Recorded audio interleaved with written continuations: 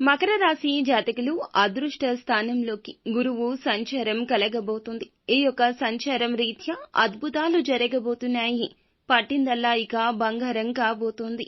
ఈ రాశి జాతకుల జీవితమే కనుమాయలా మారిపోతుంది. 9వ స్థానంలోకి గురువు సంచారము మీకు చాలా వరకు కూడా భోగ భాగ్యాలు ఇస్తుంది. ఇక్కడి నుంచి మీ జీవితం మొత్తం మారిపోతుంది. కాకపోతే ఏం చెయ్యకుండా అంటే ఇంట్లో కూర్చొని మీ పనులు మీరు చేసుకోకుండా అలా కూర్చొని అదృష్టం వస్తుందంటే సిరి నడుచుకుంటూ రాదండి. చాలని శాలరీ తోటి ఏడుస్తూ ఉద్యోగం చేస్తే నడవదు. కాకపోతే ఒకటి మాత్రం చెప్తాము, ఈ మకర రాశి వారు ఎప్పుడూ కూడా ఈ యొక్క వర్డ్ ని వాడకూడదు. అంటే ఈ మాట మాట్లాడకూడదు.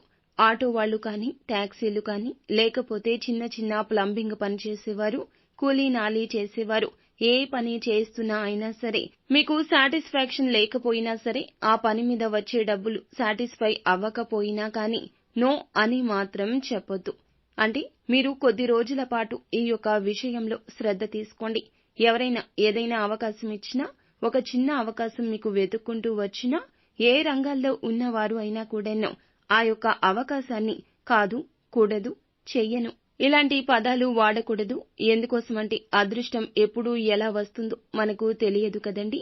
గురుగ్రహ అనుకూలత చెప్పకుండా వస్తుంది, కానీ మిమ్మల్ని ఐశ్వర్యవంతులను చేసి వెళ్లిపోతుంది. లక్ష్మీదేవి ఇంటికి రావడానికి సిద్ధంగా ఉందంటూ గ్రహించండి. మీకు ఇంకా ఇతరత్ర ఎటువంటి సందేహాలు, సమస్యలు ఉన్నా ఒక్కసారి గురువు గారిని సంప్రదించండి.